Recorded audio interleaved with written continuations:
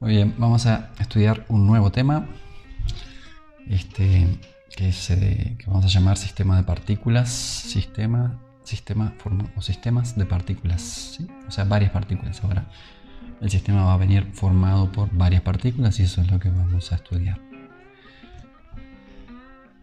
Ok, vamos a comenzar por definir lo que es el momento lineal, o lo mismo la cantidad de movimiento, y también el impulso.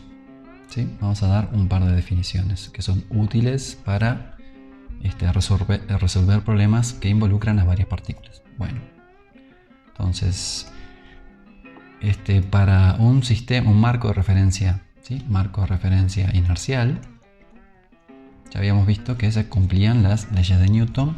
Las leyes de Newton son tres. Aquella que decía que si no había fuerzas que aplicaban sobre un sistema, entonces ese sistema iba a continuar con el movimiento rectilíneo uniforme. El segundo, que decía esto de aquí, ¿no? Esta es la segunda ley. Y la tercera, que también es muy relevante para el tema, que tiene que ver con aquello de acción y reacción, ¿sí? Cuando una cosa le hace fuerza sobre otra, esa cosa también hace fuerza sobre la primera, ¿no? Que las fuerzas son iguales en magnitud y opuestas en dirección. Bueno, entonces esto es la segunda ley. Segunda ley. Bien, esa es la segunda ley y pues la podemos escribir en términos de la aceleración, es esta, y también en términos de la velocidad, pues será esto, ¿no? Será masa por el cambio de la velocidad con respecto al tiempo, dado que la aceleración está definida, ¿sí? La definimos en cinemática como el cambio de la velocidad con respecto al tiempo. ¿Sí? Esto lo ponemos en lugar de la aceleración y obtenemos esta segunda igualdad de aquí. Bien, ¿qué sigue siendo? Sigue expresando la segunda ley de Newton. Bien, además, si se trata de un sistema con masa constante, la masa no cambia con el tiempo, entonces esto lo podemos poner aquí adentro y nos queda que es el cambio de la masa por la velocidad con respecto al tiempo. Bien, noten que esta igualdad se da bien si la masa es constante, ¿sí? Porque exactamente esta derivada de aquí, si hay cambio de la masa con respecto al tiempo, tendríamos que escribir masa por el cambio de la velocidad con respecto al tiempo más el cambio de la masa con respecto al tiempo por la velocidad, ¿sí? Donde esto va entre paréntesis si quieren, ¿no? Esta de aquí, si es una constante, si la masa es una constante respecto al tiempo, entonces este término desaparece y esta igualdad está correcta, ¿sí? Bien, entonces para masa constante esto funciona bien. Y además, entonces podríamos definir lo que es m por b como esta letra nueva, ¿no? Que es p. P, entonces, esta es la definición de p. Es un vector y a ese vector le llamamos cantidad de movimiento. Y es una cantidad muy recurrente en física. ¿Por qué? Porque luego veremos que la cantidad de movimiento, bajo ciertas circunstancias, se conserva, ¿sí? Esta es la cantidad de movimiento lineal o simplemente el momento lineal. Bien. Luego en el curso que sigue se va a definir la cantidad de movimiento angular, ¿sí? Que tiene una definición similar, pero sirve para estudiar cuerpos rígidos que están rotando. Vale. Ok, entonces cantidad de movimiento lineal, por eso le ponemos el lineal al final, para diferenciarla de esa cantidad angular. Ok, entonces ¿es un vector? Sí, entonces tiene tres componentes, tiene una componente en X, una componente en Y, una componente en Z. Esto es una igualdad vectorial, tenemos un vector a la izquierda, un vector a la derecha, y además este vector está alineado con V, ¿sí? Simplemente está escalado por la masa m, es decir, si m es grande, pues p va a ser más grande que b, si m es pequeño, pues p va a ser más chico que b, pero van a apuntar el vector p, cantidad de movimiento, y el vector v, velocidad, van a apuntar en la misma dirección, al igual que la segunda ley expresa que la aceleración, el vector, está alineado con el vector fuerza neta. Lo mismo. Bueno, muy bien. Entonces, esa es la definición de P. Y si usamos esa definición de P, nos quedamos con esta última igualdad. Hay una serie de igualdades aquí. Esto igual a esto, ¿no? Entonces, la segunda ley de Newton la podemos expresar así, ¿sí? Y esto es un poco más general, porque esto también funciona cuando la masa es variable. Si la masa es variable, esto de aquí sigue funcionando correctamente. Muy bien, entonces tenemos la segunda ley expresada de esta forma en términos de P en lugar de términos de A. Vemos que P tiene esta definición, lo bautizamos cantidad de movimiento lineal o momento lineal, y además observamos que P se mide en kilogramos, masa, por velocidad, metros por segundo, kilogramos, metros por segundo. Es un vector que obviamente tiene 3 componentes, y esas 3 componentes pues juntas arman al vector, ¿sí? Bien, ¿qué más? Vamos a retomar esto, ¿sí? Esta igualdad de aquí, y vamos a manipularla un poco para pasar a definir el impulso. Y eso viene aquí. Tomamos la segunda ley de Newton, escrita de esta forma, pasamos el diferencial tiempo multiplicando del otro lado, nos queda esto de aquí, igual a dp, y vamos a operar de los dos lados de la igualdad para mantener la igualdad. Esta igualdad la vamos a mantener, y para eso vamos a hacer lo mismo de este lado que del otro. Lo que vamos a hacer es integrar, ¿sí? Integramos de este lado, pues también tenemos que integrar de este. Esto lo vamos a integrar entre un tiempo inicial y un tiempo final, en el cual transcurre esto, ¿sí? En el cual existe una fuerza externa que está aplicada sobre nuestro sistema. Y de este lado vamos a calcular un cambio en la cantidad de movimiento, esto será inicial, y esta será la cantidad de movimiento final asociada a esa fuerza. Es decir, ¿hay fuerza externa aplicada sobre nuestro sistema? Sí. Entonces aparece un cambio en la cantidad de movimiento, ¿sí? Eso es lo que está diciendo. Ok.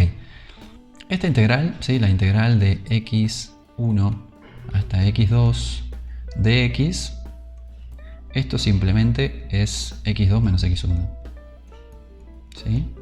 Y esto, el resultado no cambia si lo que estamos integrando es un vector o no, ¿sí? Si esto es un vector, pues esto será el vector x1, perdón, el vector x2 menos el vector x1, ¿sí?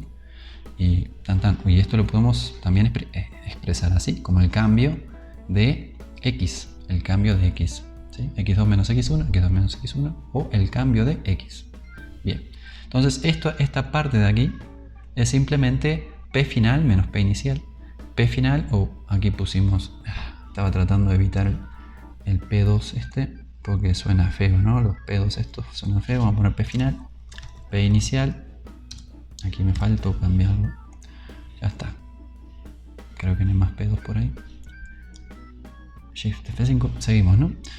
Y entonces, ¿qué?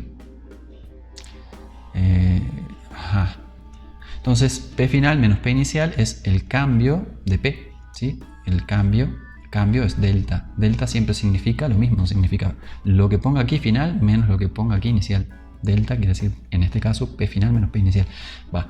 Y del otro lado también tenemos que hacer esta integral. Ahora, esta integral la vamos a poder hacer si esto es constante, ¿sí? Si esto es constante queda muy fácil. Y si no, pues tenemos que saber la dependencia funcional de la fuerza con el tiempo para poder hacer la integral. Vamos a suponer que es constante. Si esto es constante, ¿sí? La suma, la integral es una suma pero continua, entonces esto sería un factor común a la suma, y ese factor común a la suma puede salir para fuera de la derivada. Para fuera de la integral. Esto viene para afuera, ¿no? Para fuera de la integral, y entonces nos queda esto, ¿no? Suma de fuerzas externas multiplicadas por la integral entre el tiempo inicial y el tiempo final del diferencial tiempo. Ok, y esto de aquí es otra vez, ¿no? La integral entre x1 y x2. Me quedaron unas x muy feas de x. Y esto de aquí es simplemente x2 menos x1 o x final menos x inicial, ¿no? X final menos x inicial. Bien, y esto es delta x. Va. Traducido ahora, esto es, en lugar de x aparece t, en lugar de x final tenemos t final, en lugar de x inicial tenemos t inicial, entonces esto de aquí es el delta t. Esto es esto, ¿sí? Esta parte de aquí la podemos escribir simplemente como t final menos t inicial o delta t. Entonces, ¿qué tenemos? Que la suma de fuerzas multiplicadas por el delta t es igual al delta P. Es decir, esta es la forma diferencial de la segunda ley y lo estamos escribiendo lo mismo, pero una forma integral donde tenemos que la suma de fuerzas por el delta T es igual al delta P, ¿sí? En lugar de aparecer cambios infinitesimales, aparecen cambios ¿cómo se dice? Finitos. Bien, esto de aquí es un vector, esto de aquí es la diferencia entre dos vectores. Un vector por un escalar da un vector, entonces hay consistencia, por lo menos aquí en esta igualdad tenemos vector de un lado igual a vector del otro, cosa que tiene que pasar, ¿no? Sí, un vector no puede ser igual a un escalar. Bien, ¿qué más? Ahora sí, vamos a llevar a la definición de esta otra cantidad, que es el impulso. El impulso, J, el impulso, lo vamos a definir como esto. O como esto, ¿sí? J es la integral de la suma de fuerza, todo esto. O en caso de que la fuerza externa sea constante, que son los casos que vamos a estudiar en realidad, pues va a quedar así, ¿no? J va a quedar como esta cantidad, la fuerza externa, multiplicada por el tiempo en el cual actúa la fuerza externa. Ok, entonces esto de aquí lo llamamos J, lo bautizamos J. Y entonces esta expresión integral de la segunda ley nos queda J, que es todo esto, J igual a delta P, ¿sí? J igual a delta P. J es esto, por definición, J igual a delta P. Bueno, entonces esto queda fácil, ¿no? Se ve simple, se puede escribir así, cortito, y esto, pues es esto, ¿no? Es lo mismo. Esto de aquí es la forma diferencial de esto de aquí, que es la forma integral de esto, ¿sí? Donde lo único que pasó es que pasamos este delta T para aquí multiplicando y definimos J como suma de fuerzas por el delta T. Y ya está. Perfecto. Entonces, ahora que tenemos definido J, pues vamos a ver en qué se mide, ¿no? Pues J es fuerza multiplicada por el intervalo de tiempo en el cual actúa. Esto se mide en segundos, esto se mide en newtons. Pues entonces J son newtons por segundo. J son newtons por segundo. Newtons por segundo. Ahora, tenemos esta igualdad aquí. Entonces, de este lado tenemos newtons por segundo. Bueno, sin el por, ¿no? Hay que leerlo newtons segundo, ¿sí? Esto es newtons segundo, se lee así. Tenemos newtons segundos a la izquierda, igual a esta cosa de aquí que se medía en kilogramos metros por segundo. Entonces tenemos newtons segundo igual kilogramos metros por segundo, es esto de aquí. Y bueno, pues hay que fijarse si es cierto, ¿no? Para eso tomamos los newtons, los descomponemos. Los newtons son fuerza, la fuerza es masa, kilogramos por aceleración, ¿no? Metros por segundo cuadrado. Entonces esto de aquí, kilogramos metros por segundo cuadrado, los multiplicamos por segundos. Los segundos se nos van parcialmente con estos segundos al cuadrado y efectivamente obtenemos kilogramos metros por segundo. Ok, muy bien, entonces esto tiene sentido, por lo menos desde el punto de vista de las unidades. Y lo que expresa esta expresión, valga la redundancia, es que que el impulso, esto dicho en palabras es el impulso de la fuerza neta, es igual a el cambio de la cantidad de movimiento del sistema. Otra vez, tengo un sistema. Digamos que es una papa. Entonces sobre la papa aplico una fuerza externa, F, externa. Bien, entonces tengo F externa aplicada sobre la papa. Bien, y además la aplico durante un delta T. Entonces, digamos que esto es un segundo por decir algo, y esto es un newton por decir algo. Entonces, J, el impulso que hace la fuerza externa sobre la papa, que es el sistema, es un newton por un segundo, es decir, un newton segundo. Y ese impulso es el que produce un cambio en la cantidad de movimiento de la papa. Ese cambio de la cantidad de movimiento de la papa viene dado en kilogramos metros por segundo. ¿Sí? Bien. Hay que notar que el impulso Pues depende de las dos cosas, depende de cuán intensa sea la fuerza y también qué tan grande sea el intervalo de tiempo. Es decir, puedo lograr el mismo cambio. Vamos a agarrar esto, calculadora. Entonces, si empujo la calculadora, digamos despacito, o sea, aplico una pequeña fuerza con la palma de mi mano sobre la calculadora hacia arriba, ¿no? Y la hago subir, está bueno. Y mantengo esa fuerza durante mucho rato, entonces la calculadora se acelera hacia arriba, no deja de acelerarse porque esta fuerza es constante, y al cabo de mucho rato podré medir un cambio en el estado de movimiento de la calculadora grande, ¿sí? Otra vez volviendo con la papa, si quieren. La papa al principio está en reposo, es el sistema. Aplico cierta fuerza sobre la papa, eso genera cierta aceleración A sobre la papa, que si demora un cierto tiempo, digamos un segundo, va a producir un cambio en la velocidad de la papa. Aquí va a haber velocidad alineada con esta aceleración, y aquí no había nada, digamos, que parte del reposo, ¿no? Entonces aparece un cambio en la velocidad, un cambio en el estado de movimiento, que es el delta P, debido al accionar de esta fuerza, de la fuerza que produce esa aceleración. Bueno, ¿qué pasa si la fuerza es muy grande? Pues entonces el cambio en la cantidad de movimiento, el cambio en P es grande. ¿Qué pasa si delta T es muy grande? Lo mismo, si delta T es muy grande, obtengo cambios en el estado de movimiento muy grandes, ¿sí? Entonces, tanto delta T como la fuerza, la magnitud de la fuerza, aportan o producen cambios en el delta P, ¿sí?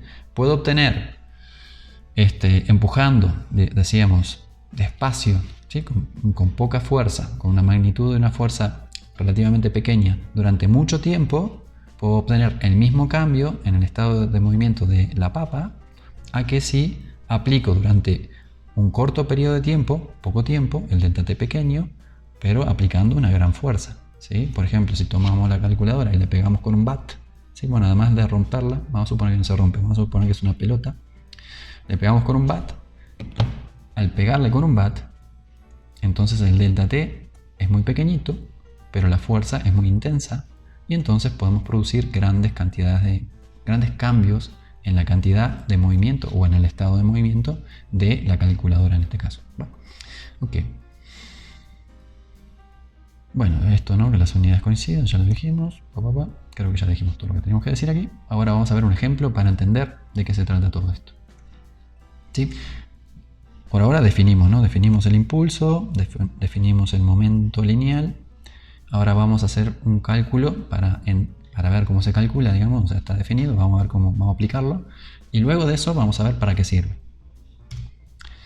Bien, entonces este es un ejemplo que dice: se lanza una pelota de 0,4 kilogramos contra la pared, la cual golpea, ¿sí? O sea, una pelota que, esto sí, más o menos una pelota de fútbol. Si la pateamos fuerte, pues logramos unos 30 metros por segundo, que son unos 100 kilómetros por hora, eso es razonable. O sea, si pateamos un penal fuerte, sale más o menos a esta velocidad. Rebota contra la pared. Bueno, y se mueve siempre horizontalmente, ¿sí? Vamos a despreciar el efecto de la gravedad. Vamos a suponer que la estamos pateando en el vacío, lejos de la Tierra, o que esto se mueve tan rápido que el efecto gravitatorio es despreciable, ¿sí? Las dos cosas están bien, ¿sí? Se mueve muy rápido la pelota, sí, entonces esto estrictamente va a ser una parábola, pero como se mueve tan rápido, no se va a notar esa parábola, ¿no? Es casi como que se mueva horizontal, porque la aceleración local de la gravedad no pinta comparado con las magnitudes aquí que estamos manejando de las velocidades. Esa es, ¿sí? El delta T que aplica aquí, el tiempo entre que pasa esta cosa y que pasa esta cosa, es tan cortito que no le da tiempo a la gravedad a producir grandes cambios en el estado de movimiento de esta cosa, ¿sí? En cambio la pared sí le da el tiempo, porque con la pared va a chocar, y ahí se van a producir fuerzas que van a ser intensas, ¿no? Bueno, entonces se calcula el impulso de la fuerza neta que actúa sobre la pelota durante el choque con la pared. Va la pelota hacia la izquierda, choca con la pared, rebota. Eso lo hemos visto muchas veces, ¿sí? Patear la pelota contra la pared es algo que muchos niños de mi época hacían, y espero que ustedes también. Entonces Yo lo hacía. Me la pasaba pateando la pelota contra la pared. Entonces rebota y vuelve, ¿no? ¿Y qué más? Y entonces habrá que calcular el impulso de la fuerza neta que actúa sobre la pelota durante el choque. Bien. ¿Cómo hacemos eso? Lo que nos está mandando a calcular esto, ¿no? Vamos a borrar otra vez aquí. Quiere que calculemos esto, que es J, ¿no? Bien, J. Vale, J. J es esto. Y que si la fuerza es constante, entonces nos queda así, J igual a esto. A ver qué pasa. J es la fuerza, esta fuerza. ¿Es constante? La fuerza que hace el agente externo, en este caso nuestro sistema. ¿Quién es? La pelota. Esto es el sistema. ¿Quién es el agente externo? La pared. Esto es el agente externo. ¿Por qué es el agente externo? Porque es la cosa que interacciona con hace fuerzas externas sobre nuestro sistema y produce cambios en su estado de movimiento. ¿Sí? Así se lee. El sistema sufre cambios del estado de movimiento que los produce el agente externo, es decir, la pared. Bueno. Entonces, ¿qué estaba diciendo? Perdí el hilo. No sé, se me fue. Sí, que queríamos calcular J, ¿no? ¿Es la fuerza externa constante? ¿La podemos sacar para fuera de la integral y escribir esto? No. ¿Por qué no? Bueno, vamos a dibujar una pared aquí. Porque, una pared acá, yo qué sé. Vamos a suponer que el tiempo va pasando así, ¿no? El tiempo va así, de arriba para abajo. Ahora me van a entender. Vale, entonces, ¿qué pasa? Primero la pelota llega hasta la pared y la toca. Apenas la está tocando. Y en este instante trae cierta velocidad. O así. ¿No? Que es la velocidad I. La velocidad de llegada de la pelota a la pared. La empieza a tocar y todavía no pasa nada. ¿Sí? La está tocando, la está acariciando, ¿no? Empieza a tocarla y todavía no pasa nada. Un instante después de que apenas si la toca, va a empezar a apretarse contra la pared, ¿sí? Y va a empezar a aparecer una normal, ¿sí? Una normal, ¿por qué? Porque es, ¿quién la produce? La pared. ¿La pared qué es? Una superficie que es normal a la fuerza que aparece aquí. Ok, entonces aquí aparece una pequeña normal cuando apenas toca, pero luego cuando está en contacto más íntimo la pelota con la pared, pues la pelota se empieza a deformar. ¿Sí? Aquí se deforma la pelota. Es como si fuese un resorte que se está comprimiendo la pelota. Entonces aquí, ¿qué pasa? Pues aquí la normal crece, es más grande. ¿Sí? La normal crece. Y la velocidad, ¿sí? Esta fuerza normal se está oponiendo a la velocidad, ¿no? La normal genera una aceleración que es así. Y esa aceleración se opone a la velocidad. Entonces la velocidad se va a ir consumiendo. Cada vez va a ser más pequeña. Va a ser, digamos que todavía es hacia la izquierda, pero más pequeña. Y luego se va a comprimir más. Y va a llegar a un punto que se comprima a lo máximo. En ese estado, máxima compresión, la velocidad ya es cero. ¿Sí? Y aquí tenemos la máxima normal. Y luego pues empieza a descomprimir. Esta normal sigue aplicando una aceleración que cada vez es más grande. Aquí la aceleración es pequeña porque la normal es pequeña. Aquí la normal crece, la aceleración es mayor. Aquí la normal es más grande todavía, mayor aceleración. Ahora se empieza a despegar la pelota de la pared de nuevo. La normal decrece un poco, pero ya tenemos velocidad para el otro lado. Y al final, pues apenas si toca, ya empieza adquiere la velocidad V final. Esto tuvo que haber sido final. Y entonces la normal desaparece. ¿Sí? Ok, voy a ponerle V final a esto. Ok, ahora estoy un poquito más contento, un poquito más feliz. Entonces esta es la velocidad final, esta es la velocidad inicial. Y bueno, va a pasar todo eso. Si va a pasar todo eso, entonces no podemos calcular así de fácil esto, ¿no? Esto de aquí, ¿dónde está? Aquí. Esto de aquí no lo podemos calcular directamente, porque para hacerlo, primero necesitamos conocer cómo cambia la fuerza externa, en este caso la normal, cómo cambia en función del tiempo. ¿Sí? Dijimos que... ya la borré. Que el tiempo bajaba, ¿no? Que el tiempo iba en esta dirección, ¿no? Primero apenas si toca, luego más contacto, se deforma más, ¿sí? Y lo que está pasando es que está es como si comprimiese un resorte, ¿no? Y entonces se intercambia ahí la energía, ¿no? La energía cinética de movimiento de la pelota se empieza a almacenar como energía potencial. Eso lo vamos a ver en el curso siguiente. Al final es máxima la energía potencial cuando la energía cinética ya se destruyó. Y luego al revés, se intercambian pero para el otro lado. El resorte se empieza a estirar, la pelota se empieza a estirar, se empieza a perder energía potencial y se intercambia a favor de la energía cinética de nuevo. Bueno, muy bien. Aquí el choque no es perfectamente elástico, ¿sí? Cuando el choque es perfectamente elástico, entonces la energía cinética se transforma completamente en potencial y luego la potencial completamente en cinética. Y entonces eso implicaría que la magnitud de la velocidad final fuese igual que la magnitud de la velocidad inicial. Eso no pasó aquí porque esto es 30 metros por segundo hacia la izquierda y termina con 20 metros por segundo hacia la derecha, lo que quiere decir que parte de esa energía inicial, que era energía cinética, se consumió en algo, ¿sí? Lo que pasó es que se calentó la pelota y se calentó la pared, ¿sí? Lo que pasó es que los átomos de la superficie de la pared y los átomos de la superficie de la pelota ahora tienen más energía cinética. Eso es calor, eso es más temperatura de la pelota y de la pared, y entonces pues se va a terminar por disipar toda esa energía al ambiente. Bueno, entonces retomando, vemos esto y decimos, no, esto no lo tenemos, no sabemos cómo cambia con el tiempo, y además que bueno, no estamos preparados para calcular integrales, pero si supiésemos cómo hacerlo, aún así, sí, porque este curso está hecho para gente que no sabe integrar. Entonces, aunque supiésemos, igual no podríamos, porque no tenemos esto.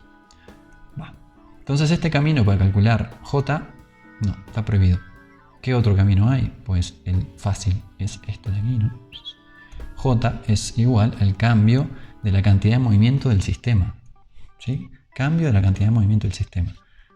Bien, ¿y quién es el sistema? La pelota. Entonces esto es el cambio de la cantidad de movimiento de la pelota. Y esto es la fuerza externa, ¿sí? El impulso neto, el impulso de la fuerza neta. ¿Sí? El impulso de la fuerza neta, J. Que vamos a poder calcular fácilmente a través de esto. El delta P de nuestro sistema, de la pelota. Entonces, J, dijimos, igual a delta P. Este es J que el agente externo, la pared, hace sobre la pelota. Y esto es el cambio de la cantidad de movimiento de nuestro sistema, que es igual a P final menos P inicial. ¿Qué es P final? Pues la masa por la velocidad final. Esto es esto. ¿Y qué es P inicial? Pues la masa, ¿de quién? De nuestro sistema. ¿Quién es? La pelota por la velocidad inicial. Y listo. ¿Tenemos la masa? Sí, 0,4 kilos. ¿Tenemos la velocidad inicial y final? Sí, esta es 30 metros por segundo, esta es 20 metros por segundo, esas son las magnitudes, pero también tenemos las flechas, esto indica que va para allá, esto que va para allá, ¿lo podemos escribir como vectores? Sí, entonces tenemos todo, podemos calcular J, ¿sí? Nada más tenemos que expresar VI como el vector, como, ¿cuánto es? 30 metros por segundo, 30 metros por segundo en la dirección menos I, por menos I. ¿Y qué es? I es el vector unitario que apunta en la dirección X. X ya está definida aquí, hacia la derecha, entonces esto apunta en la dirección menos I. Y luego, V final igual a 20 metros por segundo aplicados en la dirección I. Porque esta de aquí, final, apunta en la dirección de las X crecientes. Una vez que tenemos eso claro, es simplemente multiplicar este vector por un escalar, que es la masa, este vector por un escalar, que es la masa, hacer la resta vectorial y así calcular el vector delta P, que además tiene que ser igual a J. Y ya está. Eso está hecho en esta diapositiva. Dice, P inicial igual mVi por menos I. Esto es la magnitud de VI, esto es la magnitud de M. La magnitud de M es 0,4 kilogramos. No, perdón, la magnitud de M no. M es un escalar. M es 0,4 kilogramos, la magnitud de VI son 30 metros por segundo, menos I, menos lo ponemos por acá, el versor y lo dejamos por aquí. Y entonces esto hacemos simplemente la cuenta y obtenemos menos 12 kilogramos metros por segundo I. Y eso será la cantidad de movimiento inicial de nuestra pelota. Luego, La cantidad de movimiento final viene dada por el escalar masa, 0,4 kilogramos, por la magnitud de la velocidad final, 20 metros por segundo, por el versor unitario I. Al hacer la cuenta, obtenemos 8 kilogramos metros por segundo en la dirección I. Y eso será P final. Ya tenemos los dos vectores que tenemos que restar. Ahora tenemos que hacer la resta vectorial entre PF y PI. Pues ponemos aquí a PF, que ¿quién es? 8 kilogramos metros por segundo, sí, esto. Menos, ponemos aquí a PI, que ¿cuánto es? Pues lo copiamos, menos 12 kilogramos metros por segundo, sí, menos 12 kilogramos metros por segundo, I. Y luego hacemos la cuenta, menos por menos, más 8 kilogramos metros por segundo. Sacamos I de factor común, ¿se puede? Claro, lo sacamos de factor común. Sacamos los metros por segundo y los kilogramos de factor común. Y luego nos queda 8 menos menos 12, eso es 8 más 12. Y lo hacemos la cuenta, nos da 20. 20 kilogramos metros por segundo I, y eso es delta P, que es J. Ok, el cambio del estado de movimiento de la pelota, el cambio de la cantidad de movimiento lineal de la pelota, es positivo. Significa que la pared J, el agente externo, empujó a la pelota en la dirección de las X crecientes. ¿Sí? La pared empujó a la pelota, le dio un impulso a la pelota en esta dirección. ¿Sí? Pues sí. Si hubiese empujado a la pelota en esta otra dirección, al final la pelota estaría por aquí y tendría una velocidad más grande todavía que la inicial, pero en esta dirección, en la dirección menos X. Eso hubiese pasado si hubiésemos empujado la pelota para el otro lado. Pero la pared no la empujó para allá, la empujó para acá, para la derecha. Por eso fue tan grande el empujón que no solo la frenó, sino que además le cambió la dirección de la velocidad. ¿Sí? Y ahora la alineó con su empujón. Si lo hubiese empujado menos, esta seguiría con cierta velocidad menor, pero en esta dirección. Ok. Bueno, entonces eso está bien. Y ahora lo otro que tenemos que ver de este problema es la parte B, que dice que si la pelota está en contacto con la pared nada más durante 0.01 segundos, que es algo razonable para un choque entre la pelota y la pared, ¿sí? Cualquiera que haya reventado una pelota contra la pared sabrá que no demora mucho en chocar. Hace ¡pam! ¿Ya? Eso fue todo. Vamos a suponer que dura eso, la interacción entre la pelota y la pared. Y entonces nos preguntan, calcule la fuerza horizontal media que la pared ejerce sobre la pelota. Ok, eso es una forma de preguntar. Es ¿cuánto valdría la suma de fuerzas externas si fuesen constantes? ¿Sí? Es decir, esto, vamos a usar esto de aquí. Donde esto en realidad es un promedio. Es un promedio en el tiempo. Okay. Entonces, este promedio en el tiempo es el valor medio que vale la fuerza de interacción entre la pared y la pelota, dado que interacciona durante un tiempo que es 0.01 segundos, ¿no? Entonces lo que tenemos que calcular es esta cantidad. Pues es bastante simple, simplemente ya sabemos cuánto vale J, sabemos que la pared impulsa la pelota en la dirección I y que además lo hace con 20 newton segundo. Y entonces lo pasamos dividiendo el delta T, que lo conocemos, y obtenemos la fuerza media que aplica la pelota sobre la pared. La fuerza media, entonces, es esto de aquí. La fuerza media es esto de acá. Esto es la fuerza media que multiplicada por el delta T nos da J. Entonces despejamos esta cantidad, nos queda esto. Ponemos J, que es el impulso que hace la pared sobre la pelota, 20 newton segundos, y lo dividimos por el tiempo de interacción entre la pelota y la pared, 0.01 segundos, se llevan los segundos y aparecen 2000 newtons por el versor I. Es decir, la fuerza que hace el agente externo, la pared sobre la pelota, es hacia la derecha y está alineado con el impulso. Si el impulso era así, pues la fuerza que hace la pared sobre la pelota también es así. La fuerza y el impulso están alineados. Ahora, además, la fuerza resulta ser muy grande, ¿sí? 2000 newtons es una cantidad importante, ¿sí? Suficiente para que si nos dan un pelotazo en la cara, por ejemplo, nos duela, ¿sí? Si ponemos nuestra carita en lugar de la pared, la pelota se va a deformar, sí, y nuestra cara también. Y entonces nos va a doler, sí. Por eso a nadie le gusta recibir un pelotazo con toda la fuerza pateada, o básicamente esto es pegándole muy duro y poner ahí la carita, ¿no? Pues a nadie le gusta. Entonces, pues ¿por qué no le gusta? Porque duele, ¿sí? Te queda coloradito, ¿no? Bien coloradito, ¿sí? Se calienta la superficie y queda colorado. Entonces, pues no nos gusta. ¿Y qué?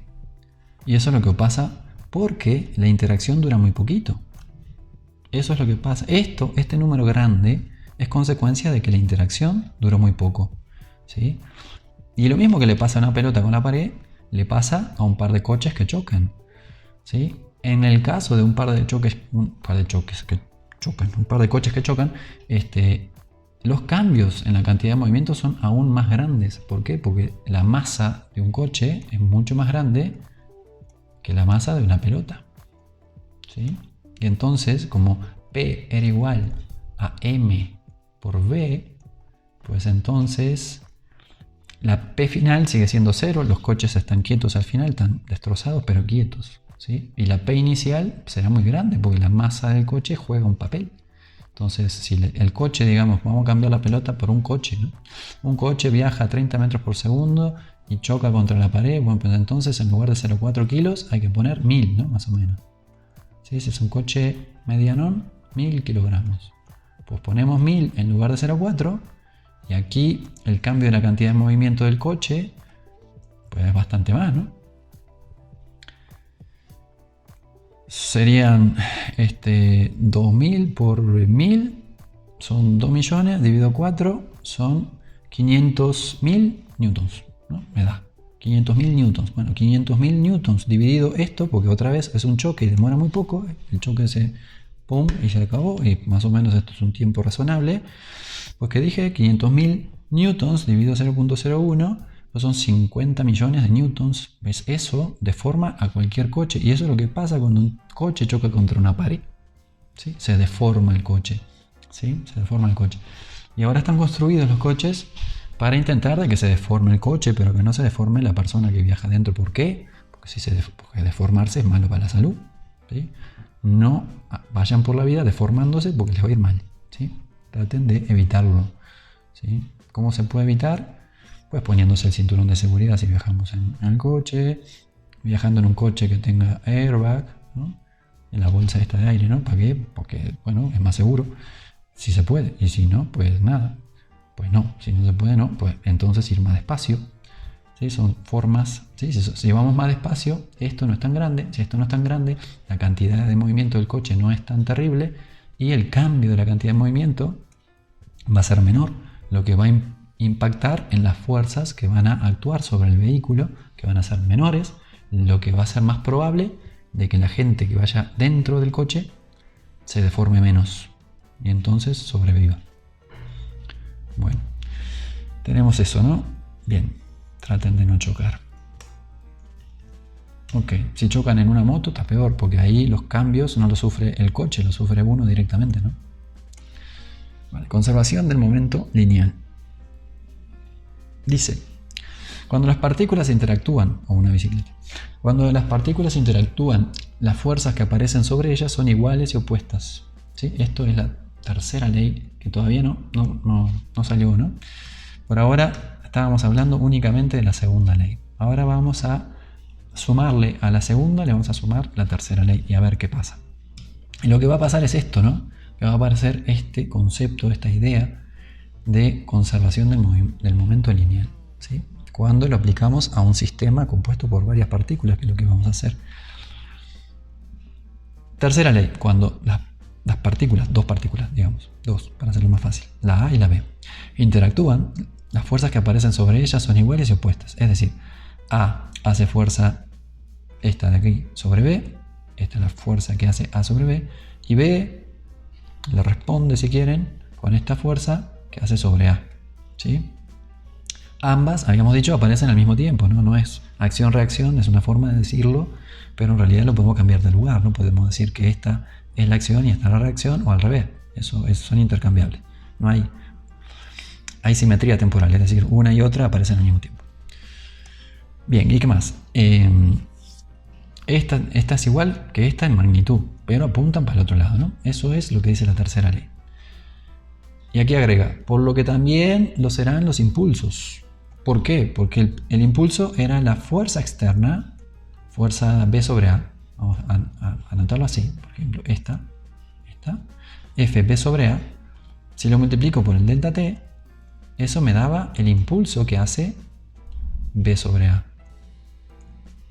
¿Sí? El impulso que B, que es el agente externo, porque estamos estudiando A, B es el agente externo. El impulso que hace B sobre A es FBA por el delta T.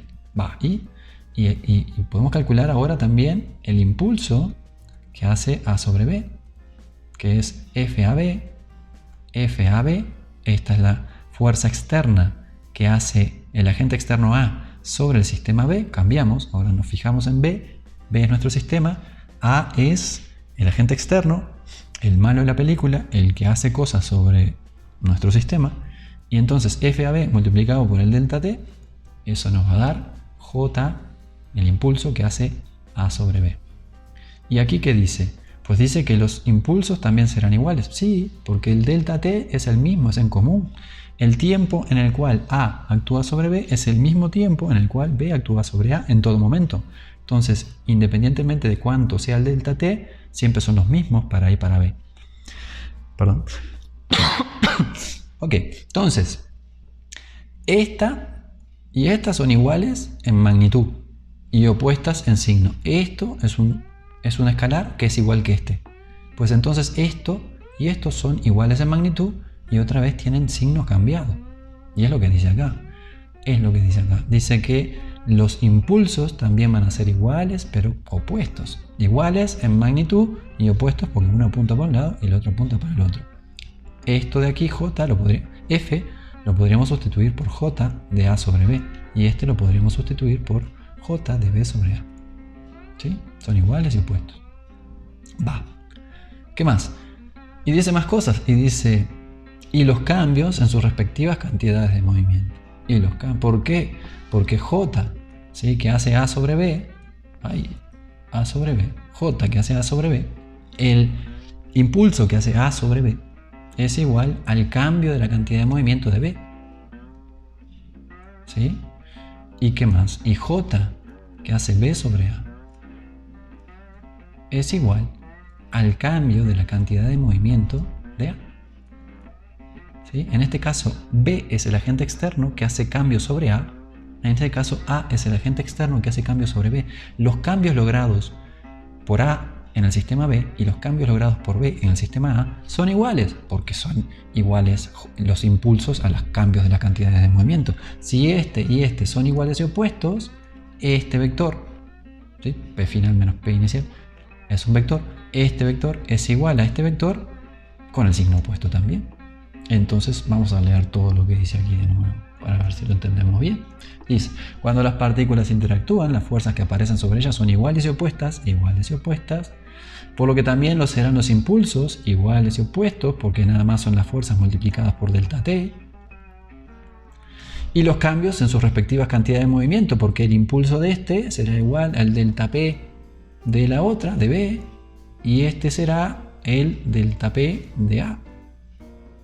Bueno, lo dije al revés. Este es el delta P de A, pues estamos estudiando A, y este es el delta P de B. Ok, bueno, ustedes entendieron. Vale, entonces todo esto se cumple. Espero que hayan entendido. Déjenme creer que entendieron. Muy bien, si entendieron todo eso, ¿sí? Sí, acá hay mucha información, ahí, ¿no? Hay que parar el video y pensar, meditar. ¿Sí? Eso es lo que hay que hacer. Entonces, una vez que hagan eso y esto lo entiendan y lo puedan decir ustedes con sus palabras sin copiarlo de aquí, ¿no? Y escribirlo así, pero con sus palabras y que diga misma idea con otras palabras, entonces lo habrán comprendido. ¿Sí? Solo así uno entendió las cosas, ¿no? Si yo no soy capaz de escribir esto, pues que no lo entendí. Entonces, sí, o sin copiarlo, ¿no? Sin copiarlo. Copiarlo es fácil, cualquiera puede. Entonces, si el sistema se define como A más B, y aquí viene el cambio. El sistema se define como sí, el sistema, sí, porque hasta ahora mirábamos a A y veíamos que este era el malo y le hacía cosas, o mirábamos a B y decíamos, ah, este es el malo, es el agente externo, es el que hace cosas sobre B, ¿vale? Pero ahora vamos a ver así, a los dos juntos. Es un sistema de partículas y por eso el título de esta cosa, sistemas de partículas, ¿sí? El sistema que está conformado por varias partículas, en este caso la partícula A y la partícula B. Entonces, ahora sí, el título tiene sentido y vamos a estudiar qué le pasa al sistema cuando está compuesto por dos partículas y no solo por una. No solo por esta, sino por las dos. Bueno, entonces, si el sistema se define como A más B, entonces las interacciones entre A y B son fuerzas internas. ¿A quién? Al sistema. ¿Sí? Este es el sistema A y B, y entonces esta fuerza queda dentro del sistema y esta fuerza también. ¿Y qué pasa? Pues las fuerzas internas vemos que se van. Cuando hablamos del sistema A más B, entonces, igual que cuando estudiábamos, yo qué sé, una caja que estaba sobre una superficie y aplicaba su peso y aplicaba la normal, ¿sí? ¿Y qué pasaba? Que la normal se iba con el peso. Pues aquí lo mismo. Aquí cuando vemos el sistema formado por A y B, vemos todas las fuerzas que hay aplicadas, pues está esta y está esta, las sumamos, pues se van. ¿Sí? Una punta para un lado, la otra punta para el otro, se van. Entonces, las fuerzas que están aplicadas sobre el sistema A y B, digamos que no hay más fuerzas, esto solo son las partículas A y B que están interaccionando entre sí, esto suma 0. Y estas son fuerzas internas. Ok. ¿Y qué pasa? Y nada, vamos a otra. Esto es igual que esto y se van por la tercera ley. Eso es por la tercera ley. Y esto es igual a esto porque vemos que la tercera ley nos da que cuando sumo esto con esto me da 0. Pero esto a su vez, esta es la segunda ley. Estoy mezclando este 0, que viene a sumar esto con esto, que viene de la tercera ley, con esta igualdad de aquí, que es de la segunda ley, que es esta de aquí, segunda ley. Segunda ley. Esta segunda ley, la segunda ley, me dice que la suma de fuerzas es igual al cambio de la cantidad de movimiento por unidad de tiempo. Y ese cambio es 0. Y la única forma de que se cumpla esto, que sea igual a 0, es que no haya delta P, que el delta P sea 0, que no haya cambio. Esto dice que no hay cambio de la cantidad de movimiento, o que la cantidad de movimiento es invariante, o que se conserva. Conservación del momento lineal. O de la cantidad de movimiento lineal, que es lo mismo. Bien, entonces para un sistema de partículas, dos partículas aquí, pero si hay más, también.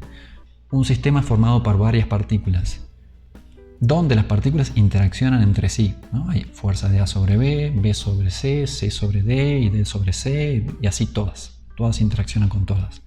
Pues resulta que como todas interaccionan con todas y aplica la tercera ley para todas, aparecen pares de fuerzas, todos iguales y opuestos, sumamos todas las fuerzas internas, se van.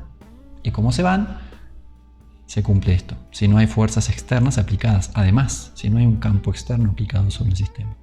¿Sí? Si ese sistema de partículas interaccionan entre sí, pero no interaccionan con más nada. ¿Sí? Bueno, y entonces sobre ese sistema de partículas no hay cambio de la cantidad de movimiento lineal. Bueno, muy bien. Y esto es útil, porque esto sirve para resolver choques, ¿no? Que es lo que vamos a ver ahora, ¿no? Vamos a entender un poco más lo que dijimos aquí. Sí, lo mismo, pero vamos a entenderlo un poquito más. Vamos a desmenuzarlo un poco más. Vamos a volver a estudiar el sistema A. Sistema A. Teníamos una fuerza B que hace sobre A, esta de aquí. Y teníamos que, para el sistema A, la suma de fuerzas es esto. Esto es la segunda ley, que implica un cambio en la cantidad de movimiento de A. ¿Sí?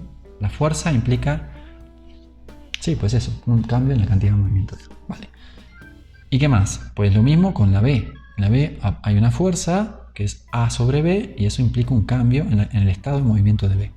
Ok. Y ahora vamos a sumar, ¿sí? Tenemos esta igualdad. Esto es la segunda ley aplicada a A. Esta es la segunda ley aplicada a B. Vamos a sumar estas dos. ¿Qué tenemos? Que esta fuerza más esta fuerza igual a este cambio más este cambio. Ok. Y esta fuerza más esta fuerza, debido a la tercera ley, es 0, porque son fuerzas que aparecen de a pares, ¿sí? Esta es lo que A le hace a B, lo que B le hace a A, y esto es lo que A le hace a B, suman 0. Suman 0. ¿Sí? Cuando sumo este vector con este vector, me da el vector nulo, porque son iguales en magnitud y tienen direcciones opuestas. Es lo que pasa aquí, cuando sumo estos dos. Y eso es 0. Y entonces el 0 es igual a la suma de estos cambios. ¿Este cambio es 0? No, porque no es 0, porque esto existe y no es 0. ¿Esto es 0? No, porque esto existe y no es 0. Esto no es 0, esto no es 0. Sin embargo, cuando lo sumamos, dan 0. ¿Qué implica? Bueno, que esto es igual a menos esto, por un lado, pero además, por aquella propiedad de la derivada que dice que la suma de las derivadas es la derivada de la suma, pues la derivada de la suma también será la suma de las derivadas. Esta es la suma de las derivadas, que es lo mismo que la derivada de la suma. Es lo mismo que la derivada de la suma. Bien, entonces aquí esto a su vez lo podemos identificar como P, es decir, la cantidad de movimiento total del sistema. La cantidad de movimiento total del sistema. Y esto, la cantidad de movimiento total del sistema, es lo que se conserva, es lo que no cambia, y por eso dp dt es 0. Bien. ¿Qué dice aquí? Dice lo mismo pero con palabras. Dice, en la ausencia de fuerza neta aplicada sobre el sistema A más B, en la ausencia de fuerza neta aplicada sobre el sistema A más B, ausencia de la fuerza neta aplicada, la rapidez de cambio de la cantidad de movimiento total es 0. La rapidez de cambio, esto es la rapidez, esto de t, es la rapidez de cambio de lo que ponga aquí, de x. La rapidez de cambio de x, ¿no? La rapidez de cambio de x es, y aquí en lugar de x pusimos p, entonces la rapidez de cambio de el momento lineal, o como fue que pusimos, o la cantidad de movimiento total, ¿sí? Cantidad de movimiento total, P, esta de P de aquí, cantidad de movimiento total es 0. Ok. Entonces la cantidad de movimiento total se conserva, ¿sí? Lo que a su vez implica que delta P, ¿sí? Ya escrito en términos integrales, delta P es igual a 0 o lo mismo que P final es igual a P inicial. Esto ocurre porque los cambios de las cantidades de movimiento de las partículas son iguales en magnitud y con direcciones opuestas. Es decir, no es que esto sea 0 y esto sea 0. No. Esto vale algo, pero valen algo de tal forma que se compensan y la suma da 0. ¿Sale? Eso es lo que pasa. Este no es 0. Bueno, el delta PA no es 0. El delta PB no es 0. La suma de ellos es 0. Bien, este principio, este de aquí, conservación de momento, este de aquí, es consecuencia, el principio, de la segunda y la tercera ley de Newton, ya lo vimos, ¿sí? Y aplican entonces para un marco de referencia inercial. Porque estas leyes funcionan en un marco de referencia inercial. Bien, para un sistema que tiene muchas partículas en lugar de 2, pues esto es igual, funciona exactamente igual. P será PA más PB más cantidad de movimiento partícula C más C más. Igual a MA por BA, eso es PA, MB por BB, esto es PB, más MC por BC igual a PC, etc. Que a su vez, como esto es una cantidad vectorial, lo podemos escribir en términos de componentes, en X, en Y y en Z. La cantidad de movimiento total en X es la cantidad de movimiento la componente en X de la cantidad de movimiento de A más la componente en X de la cantidad de movimiento de B más, etc. Que es a su vez MA por la componente en X de BA más MB por la componente en X de BB más, etc. Y lo mismo para Y y para Z. Entonces, para entender un poco cómo funciona todo esto y ver su aplicabilidad, vamos a hacer un ejemplo que dice lo siguiente. Dice: un rifle de masa 3 kilogramos dispara una bala de masa 5 gramos con una velocidad relativa al suelo de 300 metros por segundo. Es decir, la bala va a salir con una velocidad con respecto al suelo cuya magnitud es de 300 metros por segundo. Ok, bueno. ¿Qué más? ¿Qué velocidad de retroceso adquiere el rifle? Va. Entonces, como consecuencia de que la bala sale hacia adelante, pues el rifle sale hacia atrás. ¿Por qué? Justamente porque se va a conservar la cantidad de movimiento. ¿Sí? Bueno. La bala está aquí, ¿no? Vive aquí, está en paz. Bala y rifle están en paz antes de ser disparado. Cuando es disparado, pues el rifle lanza la bala hacia adelante y la bala lanza el rifle hacia atrás, ¿no? Las dos cosas pasan al mismo tiempo. ¿Sí? La bala tiene un cartucho. Esta es la bala en sí, este es el cartucho que contiene pólvora que entra en contacto con el oxígeno. Bueno, eso más calor, ¿no? Cuando golpea aquí el martillo genera una chispa, un poco de calor que enciende la pólvora, hace que la pólvora se encienda con el aire, ¿no? Con el oxígeno que lo rodea. Eso explota. ¿Qué quiere decir? Que es una reacción de combustión muy rápida y exotérmica. Todas las combustiones son exotérmicas. Que exotérmico quiere decir que libera calor. Al liberar calor, entonces calienta el aire circundante y el aire a su vez empuja la bala hacia adelante. Todo eso va a pasar. Pero empuja la bala hacia adelante, el aire caliente que se está expandiendo, pero también empuja al rifle hacia atrás. Las dos cosas. Bien, entonces la bala sale hacia adelante, producto de la explosión de la pólvora. Pólvora cuya composición es carbón fino más azufre más nitrato de potasio. ¿Sí? Mezclan esas tres cosas y eso genera la pólvora. No lo hagan, no preparen pólvora en casa, mejor, ¿no? Entonces, yo lo hacía y una vez me explotó una cosa y me quedó ahí el oído ahí chillando. Vinieron mis padres asustados y yo no sabía ni dónde meterme. Sí, fue un problema. Entonces, esto es antes de que explote, ¿no? Y esto después, ¿no? El peso y la normal que actúan sobre el sistema se cancelan, ¿no? Entonces aquí, antes de que salga la bala, actúa el peso, M por G, y la normal, ¿no? Estaba con un amigo, ¿no? Mi amigo había traído ahí había traído algo ahí, entonces quisimos darle más poder y entonces nos pusimos a hacer pólvora y luego le mezclamos y terminó siendo terriblemente poderoso y nos dimos un buen susto. Por suerte nadie se lastimó, pero sí nos pegamos un susto. Entonces M por G, N, éramos chicos.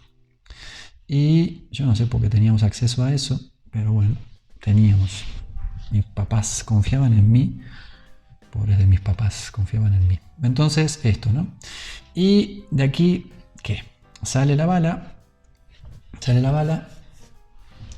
Ajá.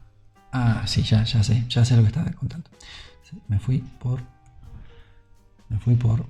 las ramas, ¿no? Entonces, peso y normal iguales, ¿no? Suma de fuerzas externas igual a 0. Suma de fuerzas externas 0. ¿Qué pasa? Suma de fuerzas externas igual a 0. ¿Sí? Las fuerzas que se van a generar aquí, que van a ser intensas, cuando explote la bala, son internas al sistema bala-rifle. Y entonces van de a pares y se cancelan. Entonces lo único que importa son las fuerzas externas. Fuerzas externas aquí suman 0. Como suman 0, la cantidad de movimiento se conserva. Entonces, P final de todo el sistema, bala más rifle, va a ser igual que P inicial de todo el sistema, bala más rifle. ¿Sí? Esa es la idea. Ok, vamos a hacer esto. P inicial, bala más rifle. ¿Cuánto vale? P inicial, bala más rifle, es la masa del rifle por la velocidad de la bala, de nuevo. Masa del rifle por la velocidad del rifle inicial, más masa de la bala por la velocidad de la bala inicial. Eso da 0 porque esta es 0 y porque esta es 0. Es decir, rifle y bala se encuentran juntos y en reposo antes de que pues se dispare el rifle. Y luego al final tendremos la masa del rifle por la velocidad del rifle, cualquiera sea, más la masa de la bala por la velocidad de la bala final, ¿no? Bien, pero esto tiene que ser igual a la cantidad de movimiento inicial del sistema bala más rifle. ¿Y cuánto vale la cantidad de movimiento inicial del sistema bala más rifle? 0. Ya lo calculamos aquí. Y entonces esto tiene que ser 0. Y entonces esto lo puedo conocer. ¿Por qué? Porque esto lo sé y esto también. ¿Sí? Entonces simplemente despejo de aquí la velocidad final del rifle y listo. Lo hacemos. Bien. ¿Qué dice? Ajá, esta de aquí es la misma de acá, solo que pasamos esto restando para este lado. Nos queda masa del rifle, velocidad final del rifle, igual a menos masa de la bala por velocidad de la bala final. Y eso es lo que dice aquí. Vale, no lo leo porque es un trabalengua. Ok, y de aquí despejamos esto, simplemente pasamos esto dividiendo y nos queda esto de aquí. Ok, menos masa de la bala por velocidad de la bala final sobre masa del rifle. Hacemos la cuenta. Esto es la masa de la bala, 5 gramos. Lo mismo, 0.005 kilogramos. Esto es la velocidad final de la bala, 300 metros por segundo. Luego esto es la masa del rifle, 3 kilogramos. Ponemos todo en la licuadora, hacemos la cuenta en la calculadora y no necesariamente, ¿no? 300 dividido 3, 100. 100 por 0.005, pues 0.5. No es tan difícil hacer esta cuenta mentalmente. Esto es menos 0.5 metros por segundo, ¿no? Kilogramos se van. Y ya está. Y esta es la velocidad del rifle. El menos que indica, pues que apunta para el otro lado, ¿no? Que se opone a la velocidad de la bala. ¿Para dónde era la velocidad de la bala? Para la derecha. Entonces el rifle sale para la izquierda. Bueno, muy bien. Y eso es todo, ¿no? Sí. ¿Y qué más pregunta? ¿No pregunta más nada? Supongo que este es el completuto. No pregunta más nada. Pero podemos calcular para entender un poco más lo que está pasando. Podemos calcular el cambio de la cantidad de movimiento de la bala. Y también el cambio de la cantidad de movimiento del rifle. ¿Qué va a pasar? Que estos dos tienen que ser iguales y opuestos. Porque este cambio más este cambio tienen que sumar 0. Es decir, el cambio de la cantidad de movimiento de la bala tiene que ser igual a menos el cambio de la cantidad de movimiento del rifle. ¿Cómo sé esto? Porque sé que esto más esto es 0. Esto lo pasé restando para el otro lado. ¿Sí? Entonces este tiene que ser igual que menos este. Vamos a calcularlos y ver que esto efectivamente se cumple. ¿Y por qué se va a cumplir? Por esto, porque P inicial es igual que a P final. Y P inicial y P final son de las dos cosas al mismo tiempo. Chequémoslo. Delta P de la bala es igual masa de la bala por velocidad final de la bala menos masa de la bala por velocidad inicial de la bala. ¿Cuánto es la velocidad inicial de la bala? 0. Esto es 0. Esto es masa de la bala 0.005 kilogramos. ¿Cuánto es la masa de la velocidad final de la bala? 300. ¿Qué? Metros por segundo. 300 metros por segundo por 0.005 kilogramos son 1.5 kilogramos metros por segundo. Y eso es lo que dice aquí. Esto es P final de la bala. Masa de la bala por velocidad final de la bala. Igual a 1.5 kilogramos. Esto es, primero da kilogramos metros por segundo. Pero que sabemos que es lo mismo que newton segundo. Y esto otro, lo mismo del rifle. Delta P del rifle es P final del rifle menos P inicial del rifle. Pero P inicial del rifle es 0 porque estaba quieto. Entonces P final del rifle es esto. Masa al rifle por la velocidad del rifle. Al final 3 kilogramos por menos 0.5 metros por segundo. Que es esto de aquí. Lo multiplicamos por el versor I para darle sentido vectorial. Y entonces esto nos da menos 1.5 newton segundo por el verso I. Vale, esto a su vez, esto es el cambio, este es el cambio de la cantidad de movimiento de la bala. ¿Y a qué es igual el cambio de la cantidad de movimiento de la bala? A el impulso que hace el agente externo. ¿Quién es el agente externo para la bala? ¿Quién es el agente externo? Pues el rifle. Este es el impulso que hace el rifle sobre la bala. Y esto de aquí es el rifle. ¿Quién es el culpable de que el rifle cambie su cantidad de movimiento en esta cantidad? Pues la bala. Este es J que hace la bala sobre el rifle. Este es el impulso que hace la bala sobre el rifle. La bala es la que empuja al rifle hacia atrás. ¿Qué pasa? Que esto, observamos que esto de aquí es igual a menos esto. Y tienen que ser, ¿sí? Esto de aquí es el impulso que el rifle hace sobre la bala. Esto de aquí es el impulso que la bala hace sobre el rifle. Y que venimos diciendo desde un principio que el impulso que hace una cosa sobre la otra y la otra cosa sobre la una son iguales en magnitud y opuestos en dirección. Así como sus respectivos cambios en la cantidad de movimiento. Es decir, este cambio de la cantidad de movimiento y este cambio de la cantidad de movimiento también son iguales y opuestos. Bueno, muy bien. Ya está, ¿no? Esto se acabó. Borramos y nos vemos en la que sigue. Muy bien. Chao, chao. Chao, chao. Chao, chao, chao.